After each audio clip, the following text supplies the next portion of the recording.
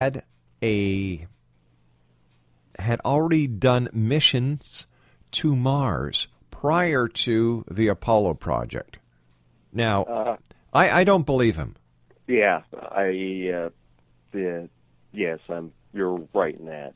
The Russians originally had planned for what they called a Tojoli Meshplaneti Kорабль, and you'll have to excuse me since my Russian isn't that good. My gosh. Essentially, it was a heavy interplanetary spacecraft. They had actually planned to send that around Mars and Venus before they entered into the competition to land a man on the moon. And when Kennedy brought that up, actually shortly there, it was 1964, Khrushchev said, we're not going with the Tojoli Meshplaneti Kорабль, the heavy interplanetary spacecraft. We're going to land a man on the moon. So actually they would have gone to Mars then, actually the orbit of Mars back in the early 60s, late 60s, excuse me. But Khrushchev changed his mind, so... Well, he had other things on his mind, with Kennedy, who was really starting to put the screws to Russia, and I just thank God that things worked out the way they did, and it's nice to see the two Cold War combatants who are now working on peace missions. Yes, it is. It's a very good thing. There's been the Discovery Channel and EQ HD have a number of IMAX shows based on our space project. And I'm for anyone who's listening, if you get EQ or Discovery, check out the IMAX features. They are fascinating. It's when you watch something in high definition that was shot in IMAX, the crystal clarity and the imagery is just beyond belief. And what is the next step in manned spaceflight? Well, President Obama had called for a mission to an asteroid. Then, of course, you have to find the asteroid that you want to visit beforehand, and that was preliminary to sending men to Mars. We'll just see how things work through the current budget crisis. That's all we can do. It's quite expensive. The way they've got it set up, and the question is there cheaper and better ways of doing it? Can the cost be split internationally? So we'll just see what happens. Yeah, I was reading an article where a number of companies are really giving serious thought to space mining now, because they understand, based on the findings of other missions, that there's so much that can be mined on asteroids. Well, a lot of that is proprietary, and I can't really share it. I will say that Planetary Resources, it has the lead in this, ahead of Deep Space Industries.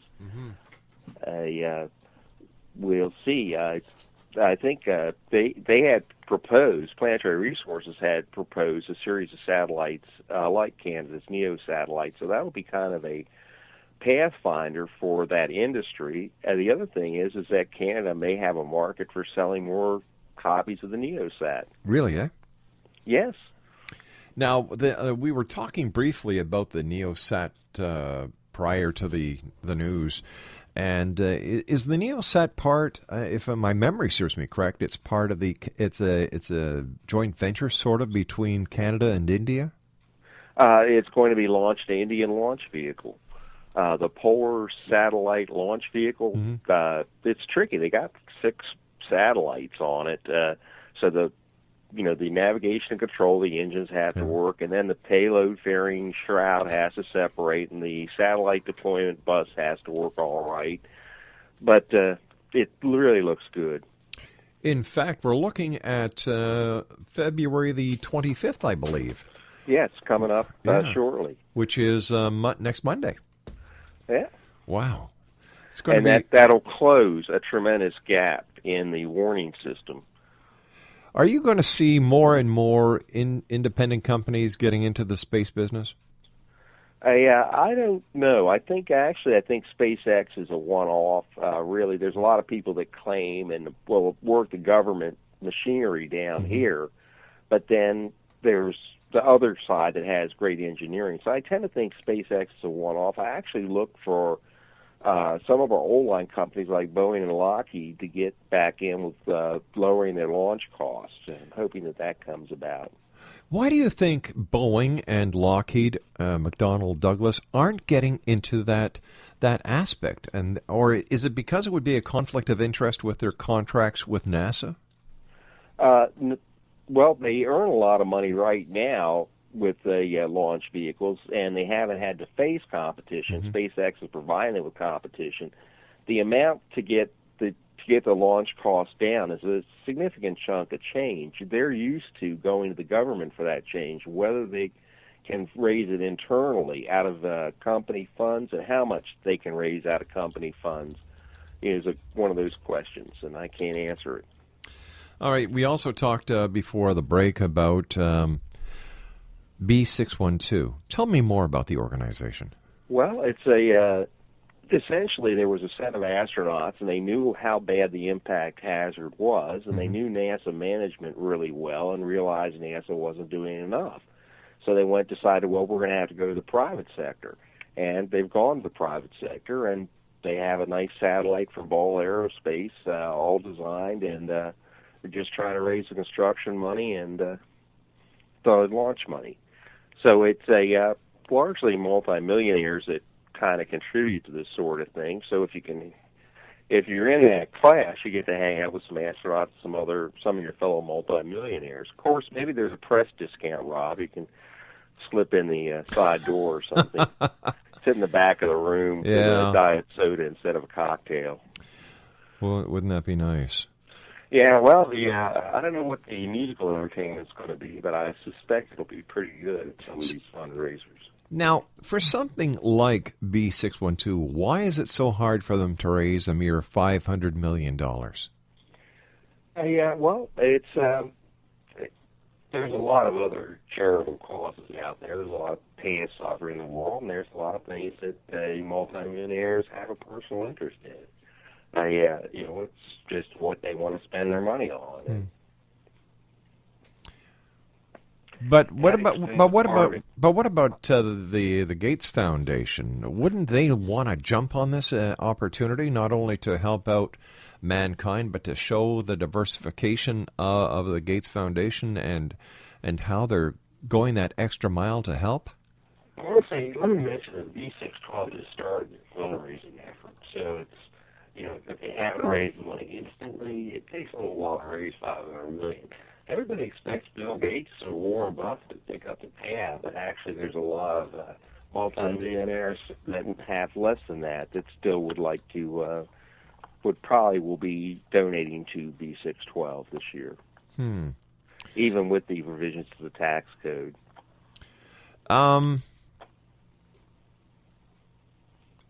There's always the question when it comes to things going into space.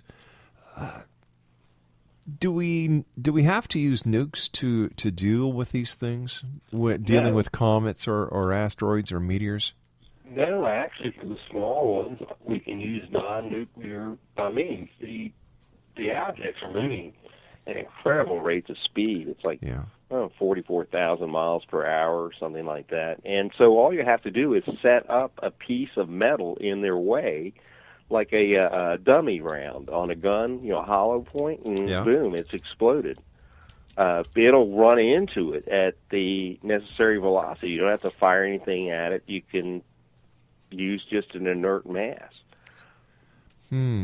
Does the United States, Russia, and China have something in place that could be used in case of an imminent deep impact? Like if they got the word from NASA, gentlemen, in 3 months, we are going to be hit unless you guys can do something. 3 months is plenty of warning time. Yeah, they no problem with 3 months. It's always a question of warning time. We can handle anything up to the dinosaur killers if we get sufficient warning. Of course, you have to use nukes on a standoff nuclear charge on a dinosaur killer, but if we get sufficient warning time, we can handle anything. It's a question of the amount of warning time. I And guess once so, eh? again, Canada's NeoSat is going to help a whole lot with that. Well, you know, with the new technological advancements that are made on a daily basis, I'm sure as time progresses, the ability to detect and predict, as well as the manner that we could actually change the course of the incoming comet, asteroid, or meteor should be available.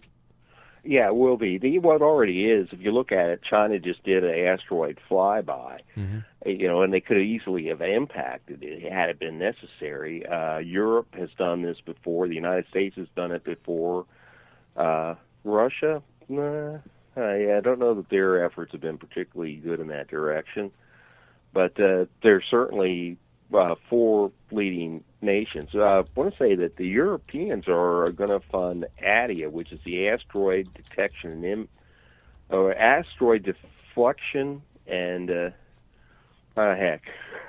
Impact Assessment, where they're actually going to try and move a little asteroid. That's coming up. That's in their budget, so that probe's going to be going out. A lot of things happening in the manned space industry. Is NASA getting the necessary funding these days? NASA gets a whole lot of money, and a whole lot of it's been wasted, particularly under Bush Jr. I'm sorry, but and Mike Griffin, they just wasted $8 billion on a rocket that was really crummy. Really? Oh, yeah. Yeah, the Ares 1. It would have vibrated bad enough to turn the astronauts' brains into milk. Ooh, that is no good. Yeah, really. $8 billion, and this little design flaw wasn't caught from the get-go. You go, wait a minute here. But you know what? What, Rob? It was discovered before any loss of life. We're not looking at another Challenger disaster. Right, or Columbia. Exactly, Yes, so thank the good Lord that it was caught before we lost any more brave astronauts. Ed, and I have to take our final break for this hour. Please stand by. Exxon Nation, Ed Grondine is our guest. We're talking about meteorites, comets, and asteroids this hour. And as I said, Ed is the author of, let me see. Come on, Ed, Man, Impact in the Americas. There Rob. you go. There you go. And interesting topic. I'm sure that we're going to be reading more about this in the media, and I'm sure Ed's going to be with us. In fact, Ed, we'll try and get you on maybe next week, Monday or Tuesday, to talk about the launch. Oh, that'd be a real pleasure. All right, buddy, stand by. You and I will be back on the other side of this break. Exxon Nation, my name is Rob McConnell, and this is the Exxon. We're coming to you from our studios in Hamilton, Ontario, Canada. Don't go away.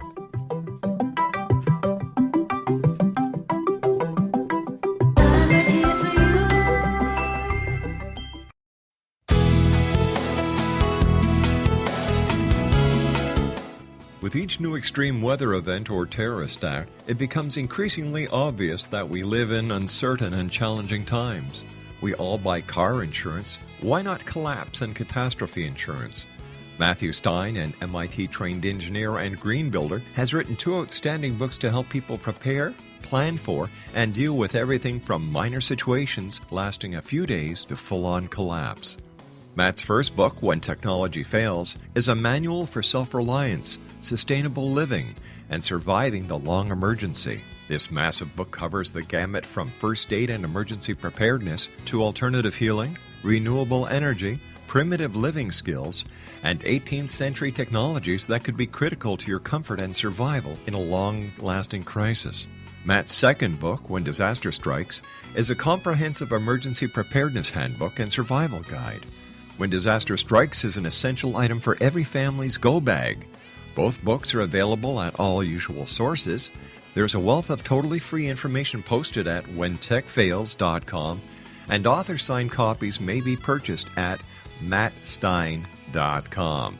That's www.whentechfails.com and www.mattstein.com.